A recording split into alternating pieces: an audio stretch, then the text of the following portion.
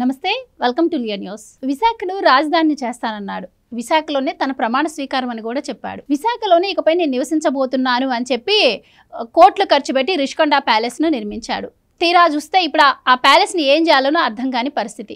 ఇప్పుడు పవన్ కళ్యాణ్ సందర్శనకు వెళ్ళడంతో రిషికొండ అంశం మరోసారి తెర మీదకి వచ్చింది. దీని తర్వాత ఏం చేయాలి అనే దానిపై పవన్ కళ్యాణ్ గారు నిన్న మాట్లాడడం, దీనిపైన ఒక సబ్ కమిటీ కూడా వేసినట్టు తెలుస్తోంది. మరి అసలు ఈ భవనాన్ని దేనికి ఉపయోగిస్తే బాగుంటుంది? అసలు మరి అన్ని కోట్లు ఖర్చు పెట్టి కట్టినటువంటి భవనం సంవత్సర కాలంలోనే ఇలా రిపేరుకు రావడాన్ని ఏ విధంగా చూడొచ్చు? అసలు జగన్మోహన్ రెడ్డి గారు చేసిన విశాఖలో విధ్వంసం గురించి మరిన్ని వివరాలు తెలుసుకుందాం. మనతో పాటు ఉన్నారు ప్రముఖ ఆర్థిక, రాజకీయ, సామాజిక విశ్లేషకులు రాజేష్ అప్పసాని గారు.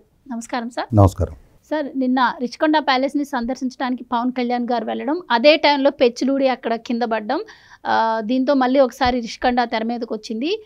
సంవత్సరంన్నర అయినా కూడా ఆ భవనాన్ని ఏం చేయాలో అర్థం కాని పరిస్థితి. మరి ఇప్పుడు సబ్ కమిటీ వేశారు. మరి ఆ భవనాన్ని ఏం చేయబోతున్నారు, ఏం చేస్తే బాగుంటుంది? అంత కోట్లు ఖర్చు పెట్టి అది వెంటనే ఊడి పడ్డాన్ని ఏ విధంగా చూడొచ్చు అంటారు? మనకి రాజేంద్రుడు గజేంద్రుడు అని చెప్పని రాజేంద్ర ప్రసాద్ హీరోగా సినిమా ఉంది. ఆ సినిమాలో రాజేంద్ర ప్రసాద్కి లాటరీలో ఏనుగుతో వస్తుంది బహుమతిగా. ఏనుగు నాకేకంగా దక్కింది అని చెప్పని దాని మీద ఎక్కి ఊరేగుతో సంబరాలు చేసుకొని ఇంటికి తీసుకొస్తాడు. ఆ పూట వరకు ఊరేగటానికి బాగానే ఉంటుంది. కానీ ఆ మధ్యాహ్నం నుంచి దానికి ఆహారం పెట్టాలి అని అంటే ఇల్లు ఒళ్ళు గొల్లైపోద్ది అతనికి. ఒక సర్టైన్ టైం వచ్చేటప్పటికి దీన్ని ఎట్లా వదిలించుకోవాలరా భగవంతురా అని చెప్పని దండం పెట్టుకుంటూ ఉంటాడు. అలాగే ఇవాళ ఒక తెల్లేనుగు లాంటి భవనాన్ని జగన్మోహన్ రెడ్డి ఆంధ్రప్రదేశ్ రాష్ట్ర పౌర సమాజం కట్టిన పన్ను డబ్బుతో నిర్మాణం చేశాడు. రిషికొండ ప్యాలెస్ మీద హరిత రిసార్ట్స్ అని చెప్పని ఉండేవి, టూరిజం డిపార్ట్మెంట్కి సంబంధించిన రిసార్ట్స్. ఒక 45 మందికి ఆ రిసార్ట్స్ ద్వారా ఉపాధి దక్కుతూ ఉండేది. అలాగే ప్రభుత్వానికి సంవత్సరానికి ఒక 7 కోట్ల రూపాయలు రెవెన్యూ వస్తూ ఉండేది. ఆ రిసార్ట్స్ నిర్మాణానికి కొన్ని కోట్ల రూపాయలు ఖర్చు పెట్టుంటారు కదా. అంటే నిర్మాణం జరిగి సక్సెస్ఫుల్గా రన్ అవుతూ ప్రభుత్వానికి ఆదాయం సమకూరుస్తున్న రిసార్ట్స్ నిర్దాక్షిణ్యంగా వాటిని కూల్చేశారు. ఎందుకు? జగన్మోహన్ రెడ్డి గారికి అక్కడ విశాఖపట్నంలో ఉండే ఒక సన్నాసి చెప్పాడంట, నువ్వు నీ భార్య ఈ కొండ మీద కనుక కాపురం పెడితే లోకం మొత్తం నీ పాదాక్రాంతం అవుద్ది. నువ్వు అమరావతిలో కాదు రాజధాని ఇక్కడ పెట్టుకొని ఇక్కడి నుంచి పరిపాలన చేయి. నేను నీ పేరిట రాజశ్యామల యాగం చేస్తా ఉన్నా. శాశ్వతంగా నీ ఆయుష్ ఉన్నంత వరకు ఈ రాష్ట్రం నీకు పాదాక్రాంతం. నీ కేసులు విచారణ జరగదు, నువ్వు జైలుకి వెళ్ళే అవసరం ఉండదు.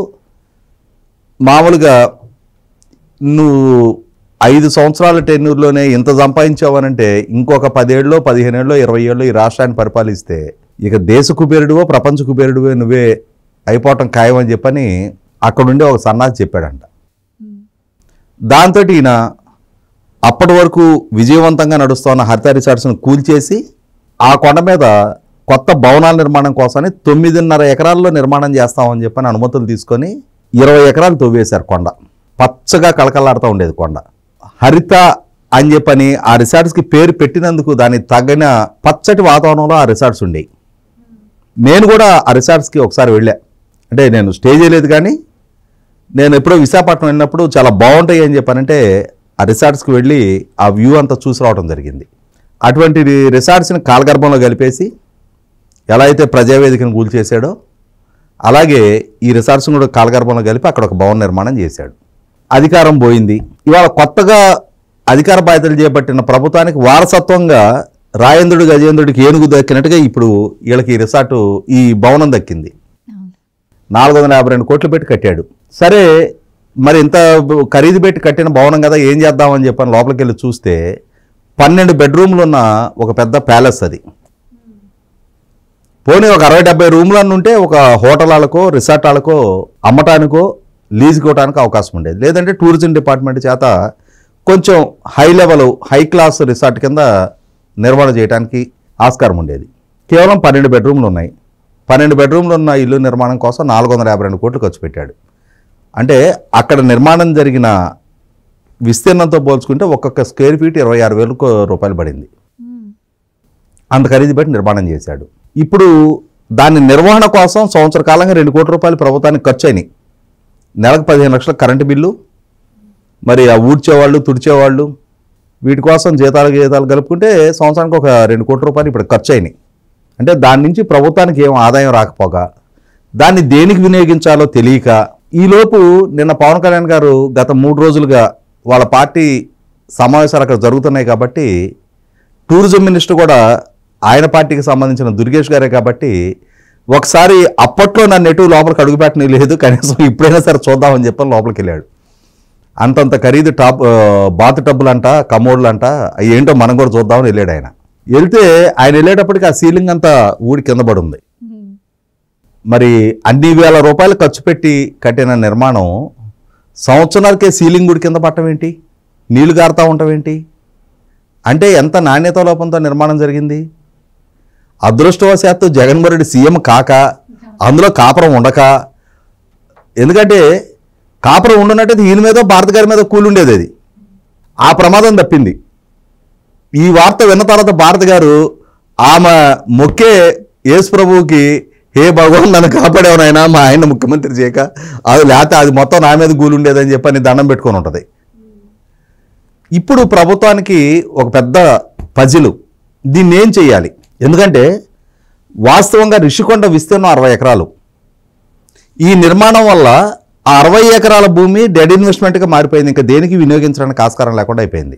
ఆ ప్రాంతంలో ఎకరం 25 కోట్లు కనీసం ఖరీదు చేస్తుంది, అంటే 1500 కోట్ల రూపాయల స్థలం నిరుపయోగంగా పడుంది. దానిపైన ఈ నిర్మాణాలు చేశారు. నిన్న ప్రభుత్వం 3 మంత్రులతో ఒక కమిటీ ఏర్పాటు చేసింది దీన్ని ఏం చెయ్యాలి అని చెప్పని మేధోమథనం చేయడం కోసం.